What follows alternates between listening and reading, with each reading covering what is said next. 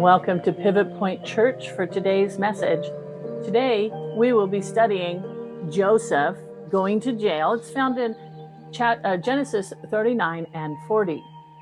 Please make sure you download the worksheet for today, which can be found on our website at www.pivotpointchurch.org or on our brand new free app, which you can find on Google or Apple. Please make sure you like and you share our videos so others can find us. It really does make a difference. And hit that subscribe button so you don't miss any of our messages. Let's pray.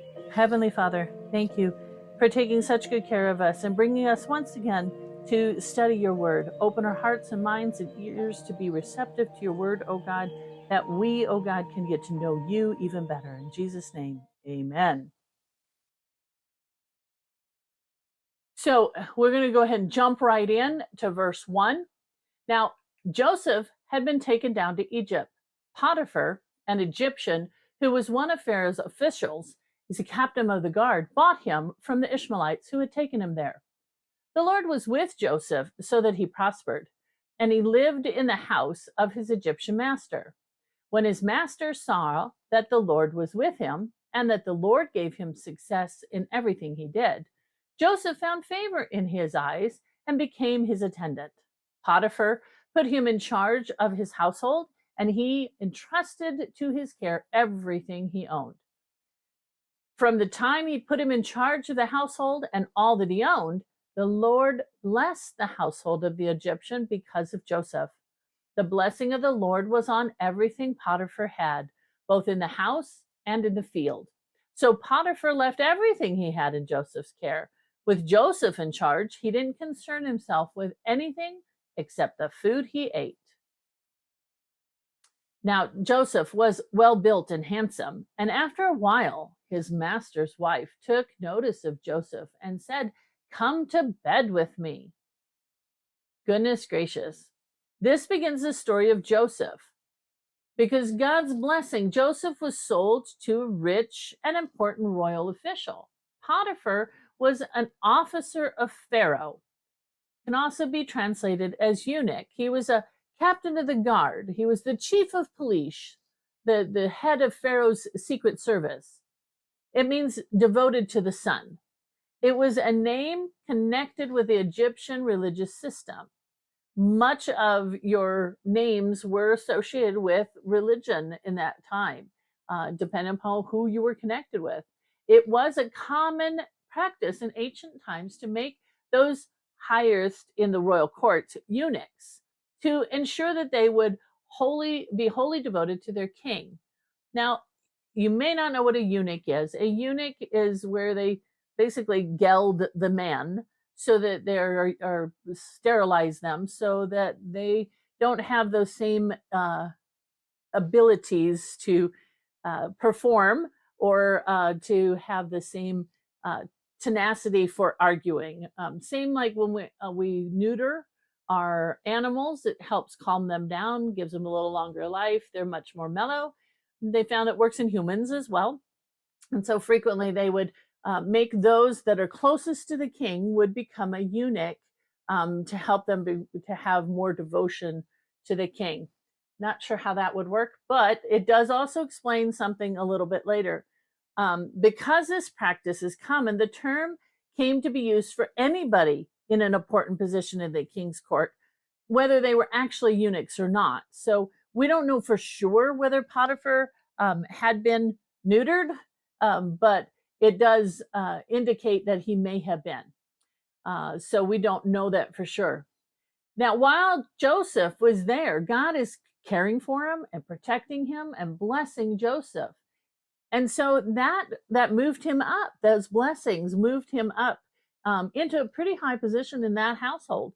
He occupied the highest station that was available for a slave.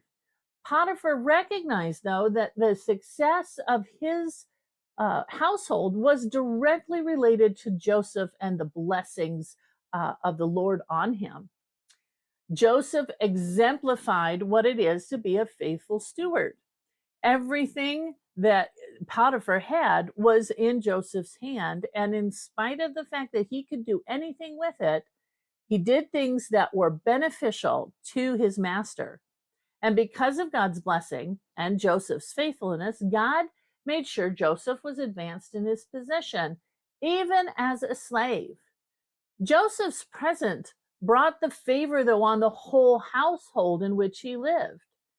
It didn't matter that it was an Egyptian official. It didn't matter that he was worshiping a different God. The blessings followed the obedient servant of Joseph. Joseph then lived in Potiphar's house for 11 years.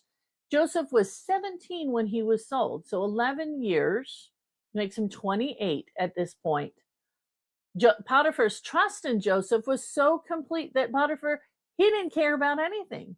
He just worried about, what am I going to eat today? It was amazing that he just left it all in Joseph's care. But it's detestable for the Egyptians to eat with Hebrews, so they never ate together. Joseph was handsome in form and appearance. So he was 17 when he arrived in Egypt. So he'd be in his late 20s at this point. Most young men, if they've been working hard and they're diligent, they're pretty good looking at this point. At 28, they're fully developed, and many of them are pretty good to look at. And Joseph's appearance was no different. It has a special note, though, in the Bible, because there are only other men that are called beautiful. So they're saying Joseph was very good to look at, very handsome. David was, and so was Absalom. So this line of men are very, very good looking at this point. Potiphar's wife began to flirt with Joseph. And that Hebrew term officer in verse 1 again means eunuch. So if Potiphar was in fact a eunuch, he'd been neutered, might explain the wife's actions. She was hungry for some attention, and her husband may or may not have been able to perform that. So she went looking where she could find it. And he was a slave, so how could he refuse, right? Verse 8. But he did refuse. With me in charge, he told her, my master does not concern himself with anything in the house. Everything he owns he has entrusted to my care. No one is greater in this house than I am. My master has withheld nothing from me except you, because you are his wife. How then could I do such a wicked thing and sin against God? And though she spoke to Joseph day after day, he refused to go to bed with her or even be with her. One day he went into the house to attend his duties, and none of the household servants was inside. She caught him by the cloak and said, come to bed with me. But he left his cloak in her hand and ran out of the house. When she saw that he had left his cloak in her hand and had run out of the house, she called her household servants. Look, she said to them, this Hebrew has been brought to us to make sport of us. He came in here to sleep with me, but I screamed. When he heard me scream for help, he left his cloak beside me and ran out of the house. She kept his cloak beside her until his master came home. Then she told him the story. That Hebrew slave you brought us came to me to make sport of me. But as soon as I screamed for help, he left his cloak beside me and ran out of the house. When his master heard the story his wife told him, saying, this is how your slave treated me, he burned with anger. And Joseph's master took him and put him in prison, the place where the king's prisoners were confined. This just doesn't seem very fair. Poor Joseph. First, he's sold by his brothers, sold as a slave. He works off as a slave and he's doing the best he can. And now he's falsely accused of attempted rape and thrown into prison. Joseph exemplified the highest standard of personal behavior. And this is the second time Joseph's clothing was used to bring a false report about him. In both cases, he had been serving faithfully, but in both cases, Joseph ended up in bondage. Here, Joseph is standing up for his beliefs, but he also told a woman who probably believed in many gods about the righteousness of one true God. Well, he's saying, I can't sin against God. He had a well-established faith in the one true God, despite being surrounded with multiple gods and a different faith. He never lost hold of God in the midst of that. He had been trained so well that he knew the difference. Are we so well trained that we can look at the gods of our world and still point to the one true God and follow his examples? The problem came when the master's wife caught Joseph alone. This is why it's very well recommended that a man is never alone with a woman at any time, unless it's his wife, because it's too easy to get caught up in this. We see this happening time and time again in our world, where men and women are left alone, and one cries rape or attempted rape, and the man is punished as a result of it, regardless of whether he did it or not. And so here she's grabbing Joseph, and in the struggle, she's holding on to his garment as he escaped. She's holding on, and he's like, well, I'm gonna wiggle out and to get away from her. The idea is not that he ran away naked, but that his outer garment was stripped off. Essentially, he left in his underwear. Joseph had avoided Potiphar's wife as much as possible. He had refused her advances, and he finally ran from her. It didn't help, because sometimes merely trying to avoid the temptation is not enough. We sometimes have to turn and run and walk away from the temptations, especially when they seem very strong, and not to be embarrassed if we walk away in our underwear, because it's far better to be caught in our underwear with our pants down than it is to be caught in the sin. Much better to walk away. She had insulted her husband in front of the other slaves, when she's saying, here's a racial slur. When she said, that Hebrew that you brought, she's blaming her husband. The charge of attempted rape, though, by that Hebrew, that foreign slave, would have been an exceptional outrage. It would have caused a stir among the people. The anger, though, of Potiphar was understandable, and it was necessary for him to save face, because he wouldn't have been able to accuse his own wife of lying. So Joseph had to go to prison to pay for his crime, even though Potiphar very likely was aware of his wife's shenanigans. But he knew that he had to stand by her in spite of the lies. Joseph, though, instead of given a death penalty, he's given a life sentence. Normally, this kind of a situation would have resulted in the slave's death. Potiphar is merciful to Joseph because he probably suspected that his wife was not guiltless in this matter. The anger aroused may not have been directed, though, towards Joseph, but against his wife for manipulating him into a situation where he, in order to save face, he had to dismiss the man who made the whole household run well. Now his anger is more towards her, because now he has to do it all himself again. Surprisingly, Potiphar did not kill Joseph outright, but was cast into prison for a crime he did not commit. Now, the king's prison was pretty posh compared to other prisons, because it was reserved for those who came from the royal household or court.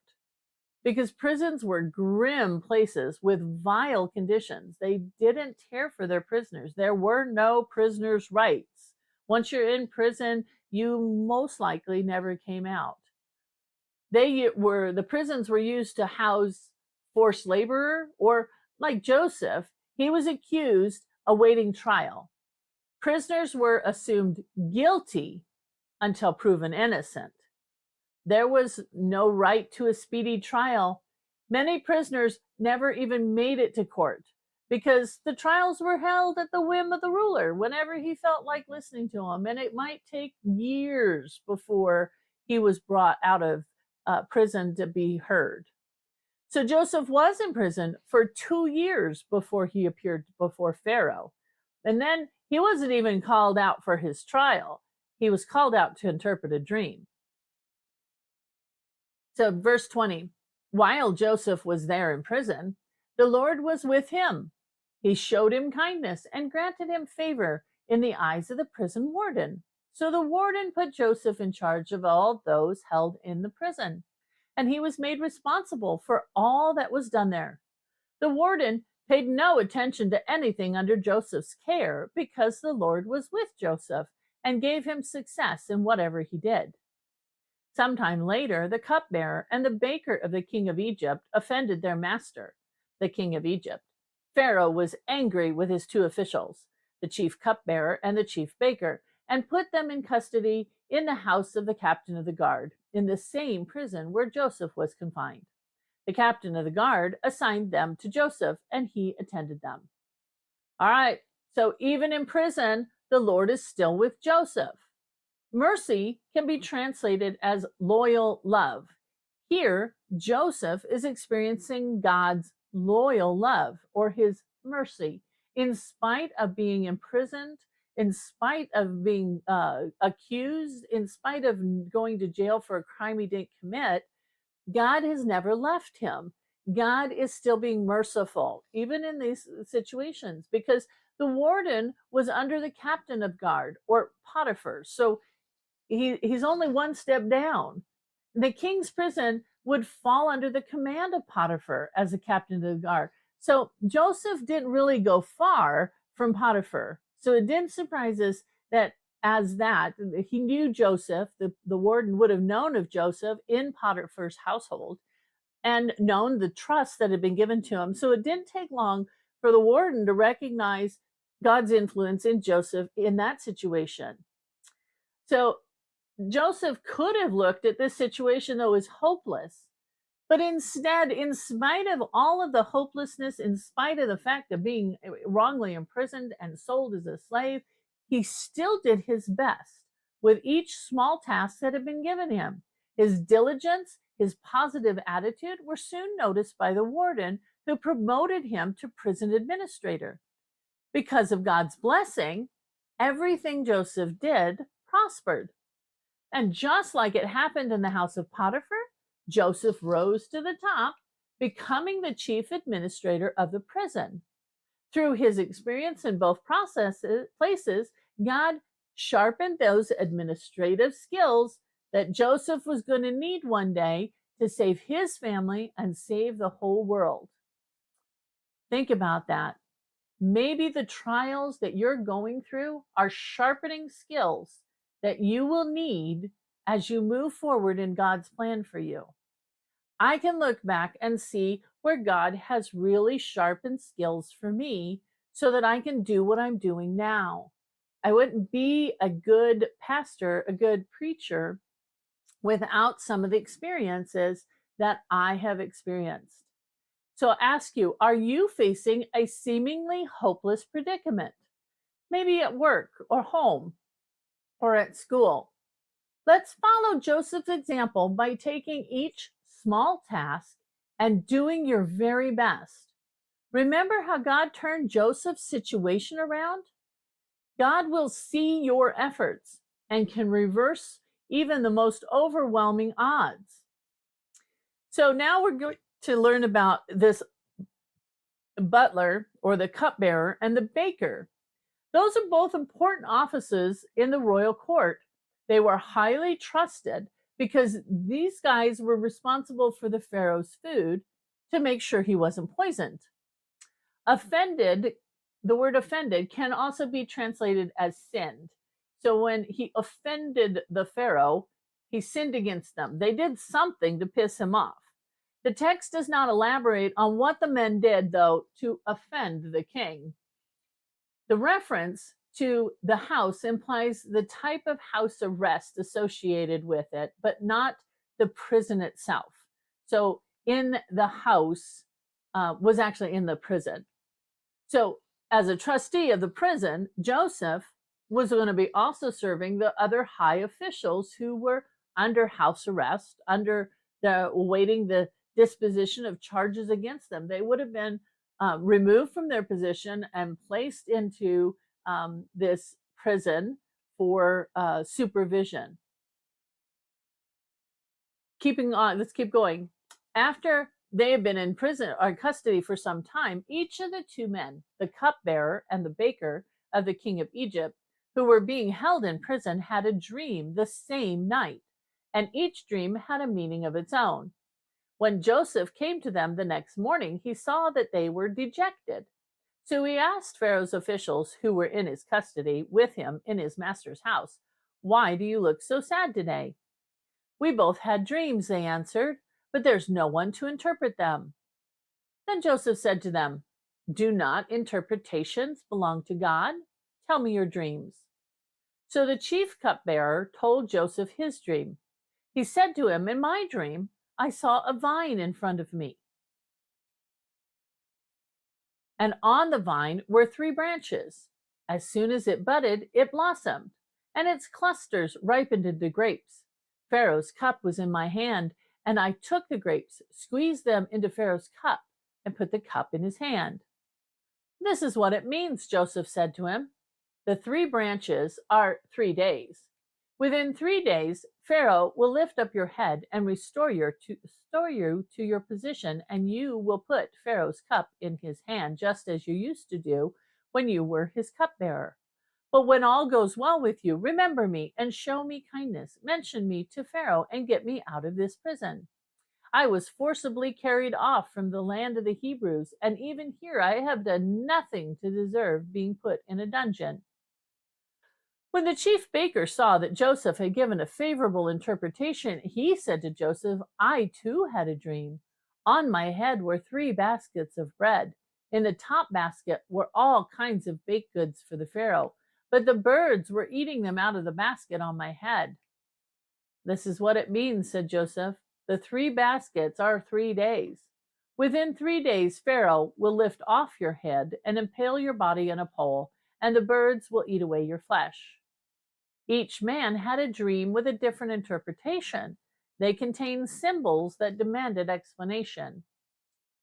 Joseph came to see the butler and baker because it was part of his duties as a prison trustee.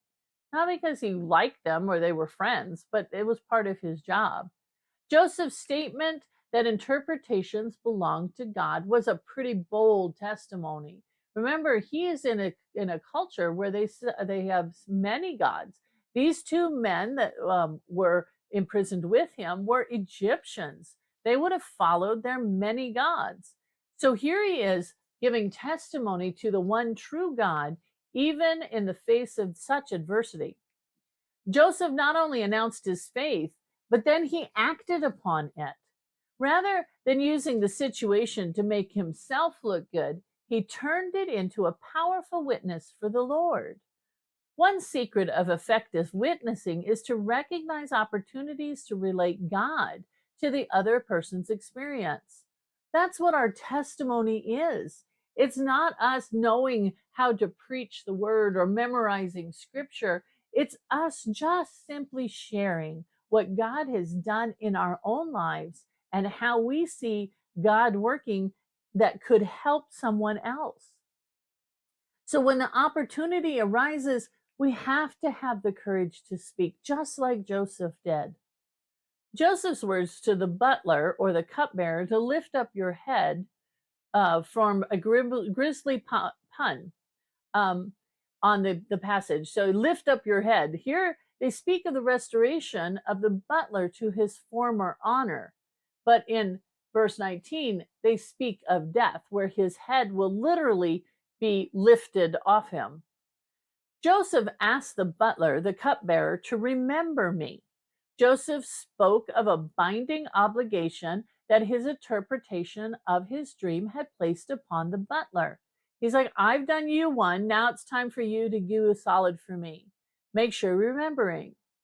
Presumably, the butler would recognize the unfairness of Joseph's condition since he had been unfairly charged himself. Perhaps the chief baker, though, had sensed the time was right to announce his own dream because he had seen that this looked like it was going to go well.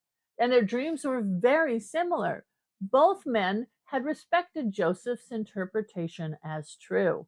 But the baker's dream was all bad news. In the 3 days, the baker is going to be executed. The Pharaoh will lift your head literally from your body.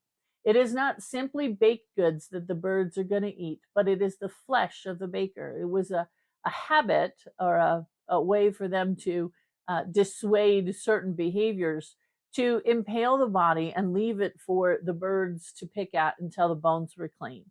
It was a way of dissuading others from doing the similar crimes. Verse 20. Now, the third day was Pharaoh's birthday, and he gave a feast for all his officials. He lifted up the heads of the chief cupbearer and the chief baker in the presence of the officials. And he restored the chief cupbearer to his position, so that he once again put the cup into Pharaoh's hand. But he impaled the chief baker, just as Joseph had said to them in his interpretation. The chief cupbearer, however, did not remember Joseph. He forgot him. Oh no! Remember, they were on trial, or they were in prison until their trial. And here Pharaoh brings them both out. He brought out both prisoners, and he restored one, and the other he hanged. Pharaoh did this in the presence of all his servants in order to warn them and to encourage the household not to be like the baker. But the worst thing is, the butler did not remember his promise to Joseph. How sad. How many times have we promised to do something and then we kind of walk on and get going with our own life and we've forgotten that promise? How many times do we promise something to our kids and then we don't follow through because something more important has come up? How many times have you promised something to your spouse, but work or your buddy's plans or some other thing gets in the way and you don't follow through? How many times have you promised that you're going to be there for your friend and that when they need you, you're not? Remember that your promise, your word, needs to be as good as God's word. So let's go ahead and get started on our worksheet. You have a worksheet with several boxes. The first box is who. Every story has some main characters, and of course our main character is Joseph. But there are others in this story as well. He's not the only one that's been affected by this story. We have to remember that Potiphar and his wife are in this story. That's how he ended up there. The prison warden, some of the other servants, the butler, the baker, and other prisoners in that prison are all people who were part of this story that we don't see directly, but through Joseph's obedience, through his situation, all of these people are affected by it. We do not live in isolation. I don't care if you're living out in the middle of nowhere, your being away is also affecting other people. So we just need to recognize that what we do and what we say matters. And it matters how we do it. And everything we do should be a reflection of Christ in our life.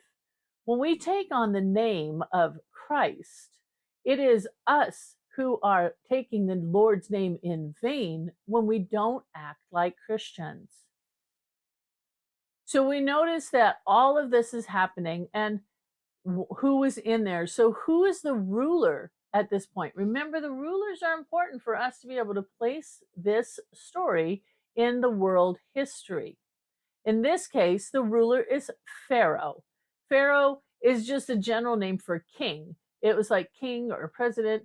It's the title used to address the country's leader. He was one of the first pharaohs. We don't know exactly how many, but we do know that this pharaoh was early in the Egyptian rules. The next box is what? I'm always going to ask us, what is the moral, or what can we learn from this story? I think we should remember that we often complain to God that we're in a terrible or a difficult place.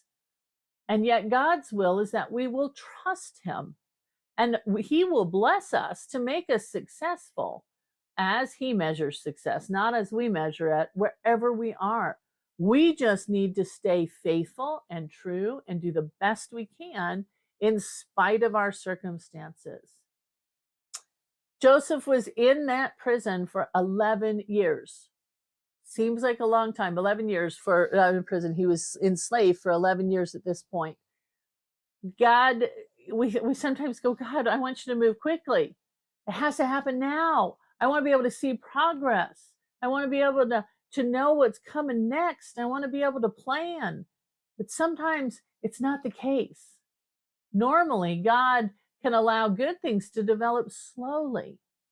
Human children have the longest development time, both in the womb and in childhood compared to animals. And it takes many years for an acorn to become an oak tree. A squash, though, might grow overnight. We have to recognize that good things can take time to grow and develop. Things that are worth having are worth waiting for, and work each day the very best that you can.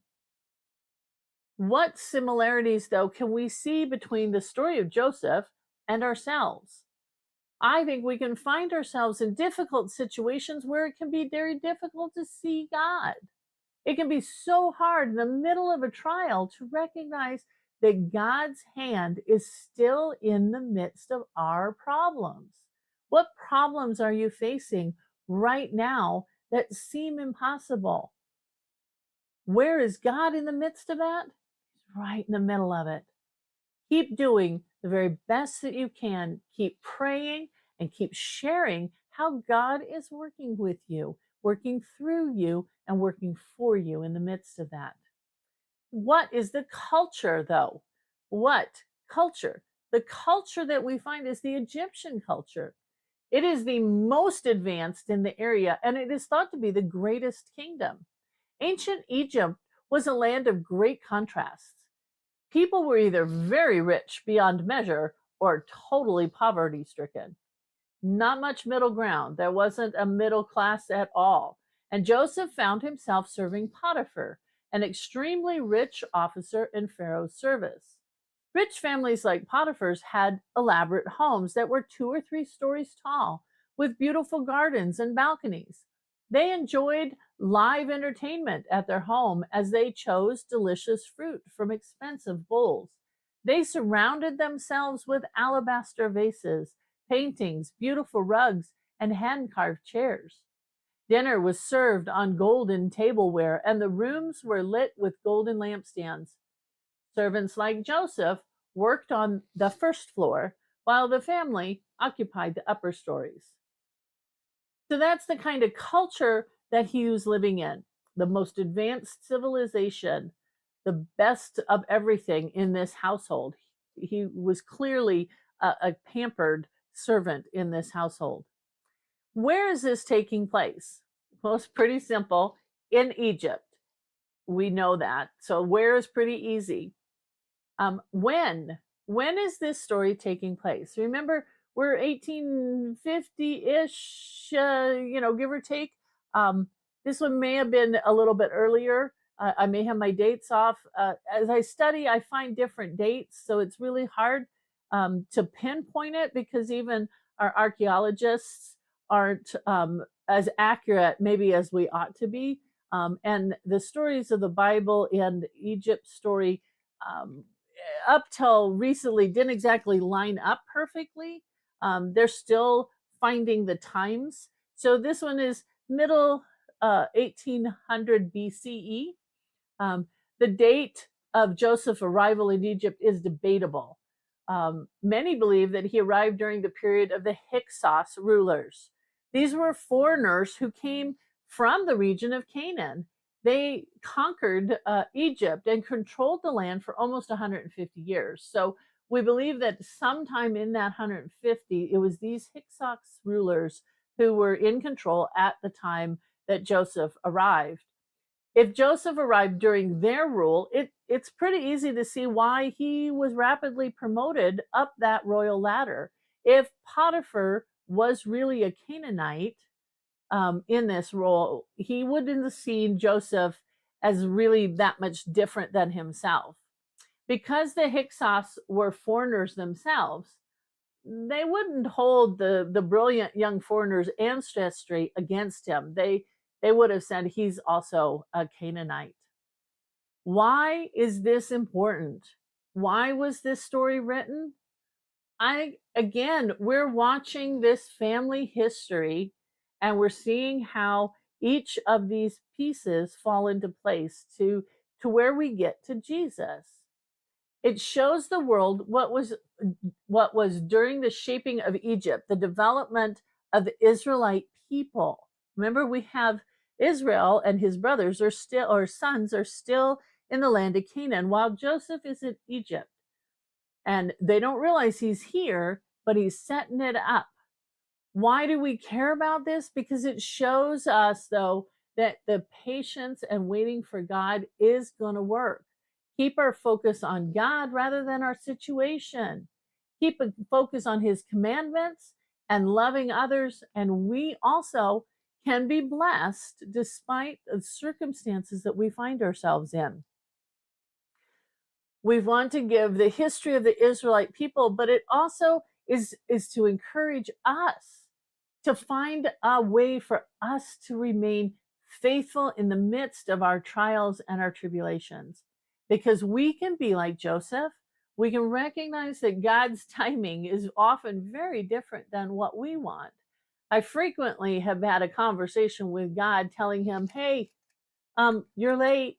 We should have taken care of this already. How come it's not done? You're not doing it on my time frame. And then God gently reminds me that his timing is not my timing and that I need to just wait for him and everything will work out for the best. And it always does. Every story has some trouble. And we know his trouble. He's been thrown in jail again or taken to another jail. I mean, Joseph is removing himself from the temptation of sin. And even though it looks like he went from bad to worse, so living in a royal household to living in the prison, God's plans are very different. He's going to put us right where we need to be in order to accomplish his plans for our lives. And even when it looks bleak, we need to keep our faith in God. It's amazing when we can do that. We have to remember that God will remain faithful even in the worst situations. God is always with us, working on our behalf, and his plans are going to succeed despite what's going on around us. The next box is repetitions. Any repetitions. Whenever we're reading our Bible and we discover that there are words or phrases that are repeated, we need to take note. It's a place where we go, oh, God really wants us to hear this. How many times do we have to tell our children, pick up your shoes, pick up your shoes, pick up your shoes? Eventually, they'll do it. God is not a nag, but he wants us to recognize that he is still at work. Now, so when he gives us a repetition, he wants us to pay attention. How about comparisons, where something is like something else? Didn't find any of those either. The last one, are there any if-then statements? Nope. God usually gives us the ability to say, if you do this, then I'm going to do that. In this case, he didn't have any through this story. Remember, we always want to remember that the Bible is a whole book. It's not just Old Testament and New Testament. It's not old God, new God. It's all one integrated story.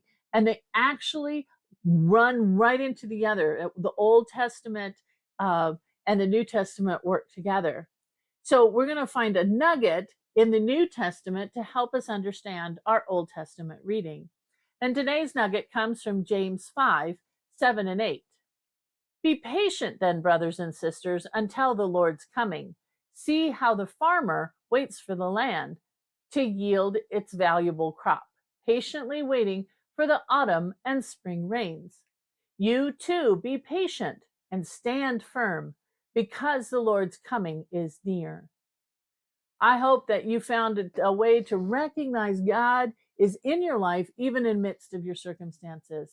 Next week, we're going to learn a little bit more about Joseph. We're going to see how he is given a rise to power He's currently a slave, but he's about to become the second most important person in the entire nation of Egypt. And we're going to find out how that happens. We're going to be reading Genesis 41 next week.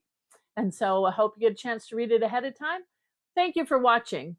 Please join us Sunday for our next teaching, and join us at 1 on Sundays for a Zoom meeting where we can discuss anything that this study might have brought up. If you find that this ministry is a benefit to you, please consider supporting us. One of the best ways you can support us is to like and share our videos wherever you happen to be watching. You can also donate by check or money order and mailing it to us, or easiest way is to grab that Give tab on our website or our app. All donations are tax deductible. I hope this week, though, you can